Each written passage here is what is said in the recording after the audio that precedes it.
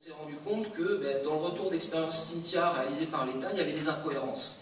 Et donc on a retravaillé avec la communauté de communes pour refaire un retour d'expérience, puisque c'est sur la base de ce retour d'expérience des défaillances qu'on a basé notre méthodologie. Et donc on a pu étudier les sollicitations hydrauliques et comprendre pourquoi les digues elles avaient cassé et à quel moment elles avaient cassé et pourquoi, pour ensuite pouvoir simuler ces défaillances avec une tempête Cynthia +20 qui est le cadre réglementaire. L'idée ça a été vraiment de travailler dans le cadre réglementaire pour apporter une méthode alternative à la méthode forfaitaire de l'État. Et donc pour bâtir ces scénarios de défaillance, on a défini des critères d'initialisation. Quand est-ce que les vagues tapent? Quand est-ce que l'eau est plus haute que la digue, elle surverse, elle franchit la digue, et quand est-ce que la défaillance démarre? À quelle vitesse les digues cassent? Sur quelle longueur? Et jusqu'à où? Donc tout ça sur le retour d'expérience. Et on a défini des scénarios. Tout d'abord, on a essayé de reproduire Cynthia. Alors on n'a pas essayé de faire un calage Cynthia, de la reproduire exactement. On a regardé si un scénario basé sur le retour d'expérience nous permettait d'avoir une emprise globale comme Cynthia, avec une marge de sécurité, parce qu'on cherche à être sécuritaire. Et puis ensuite, on a appliqué cette méthode avec les nouvelles digues. L'idée, ça a été de proposer un système de modélisation qui soit performant, qui représente bien la spécificité du territoire de l'île de Ré, mais avec une emprise suffisamment large pour pouvoir avoir ce gradient de niveau d'eau qu'on a eu pendant Cynthia, puisque Cynthia, c'est 4,50 m à la palisse, mais c'est 4 mètres sur le nord de l'île. Donc on a vraiment une différence de niveau d'eau qui est difficile à représenter. Donc, tous les 100 mètres, voire plus quand c'était nécessaire, d'avoir un profil en travers de l'ouvrage. Pourquoi ce profil en travers? Il faut savoir que quand les vagues arrivent et viennent taper une digue, elles vont induire ce qu'on appelle un jet de rive. Et ce jet de rive, il est vraiment en fonction de la spécificité de la digue, sa pente, ses ruptures de pente, le parapet, en quoi la digue est constituée. Et on a également beaucoup regardé ce qu'il y avait à l'arrière des digues, puisque une des causes principales de la défaillance des digues, c'est le franchissement, c'est la surverse, puisque généralement on protège bien la face extérieure des digues, mais on les protège généralement un peu moins la face interne. Et quand l'eau passe, qu'elle franchit la digue, les matériaux qui sont à l'arrière vont s'éroder, et c'est souvent ces processus qui sont responsables des défaillances. La doctrine de l'État, il est dit qu'une digue surversée par plus de 20 cm, elle subit une défaillance généralisée. Et quand on fait ce travail de retour d'expérience sur un territoire, on montre qu'en fait, des digues surversées par plus de 20 cm, il y en a eu moult pendant Cynthia sur le territoire de l'île de Ré, et il y en a une qui a été ruinée, peut-être sur 300 mètres, mais c'est pas... voilà, l'état de l'art montre plutôt l'inverse, donc c'était important de faire cette démonstration. Si l'ouvrage est bien dimensionné, il peut être franchi ou surversé. S'il est bien protégé à l'arrière, une digue, elle peut être quelque part transparente vis-à-vis de l'écoulement. Ce type de défaillance hydraulique, franchissement ou surverse, peut occasionner une défaillance si l'ouvrage est en mauvais état ou pas dimensionné pour. Et dans ce cas-là, nous, on a travaillé pour définir ces défaillances structurelles, c'est-à-dire à partir de quand on a une érosion, on a un parapet qui casse, on a une vraie brèche. Les digues en bris, qui protègent le fier, qui protègent la fosse de Loie, donc le bris, c'est une espèce d'argile très cohésif.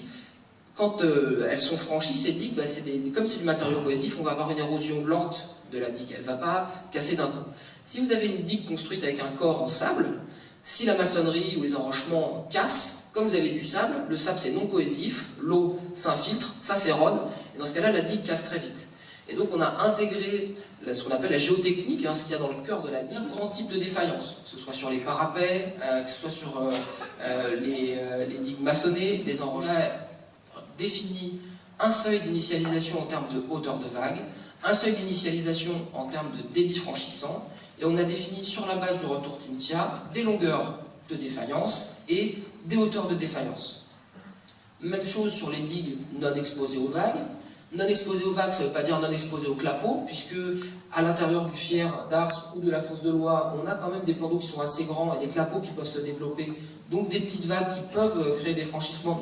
Grand type de défaillance identifié globalement pour les parapets, des ruptures qui sont instantanées. Pour les digues en sable ou en galets, des vitesses qui sont très rapides.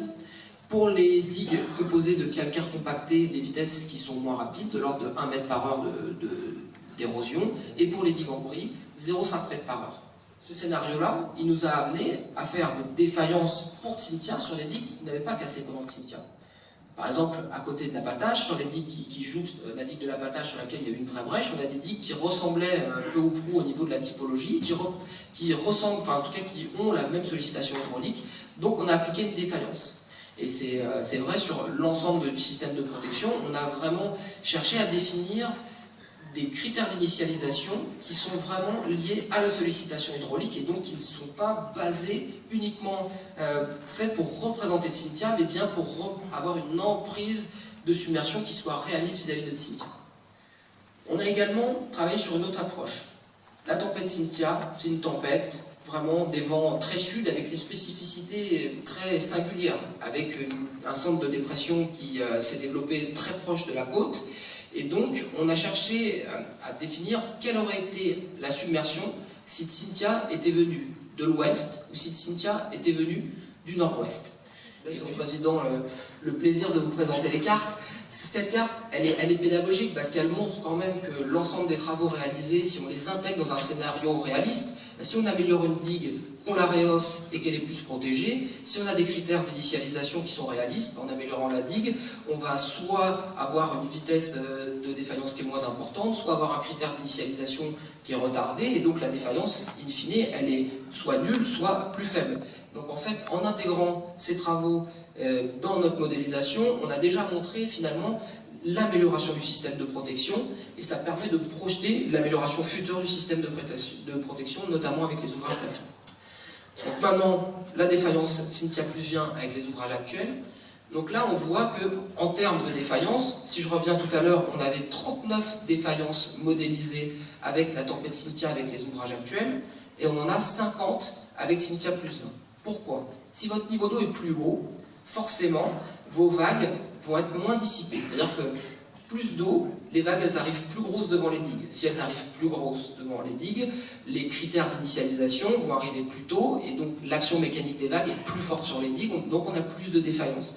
Ce qui montre bien que la méthode développée, elle intègre à la fois donc, ces 20 cm qui sont sécuritaires et qui vont dans le sens d'une intégration du réchauffement climatique, et elle intègre l'évolution du système de défaillance, donc elle permet d'appréhender de façon diversifiée la sollicitation hydraulique de façon réaliste.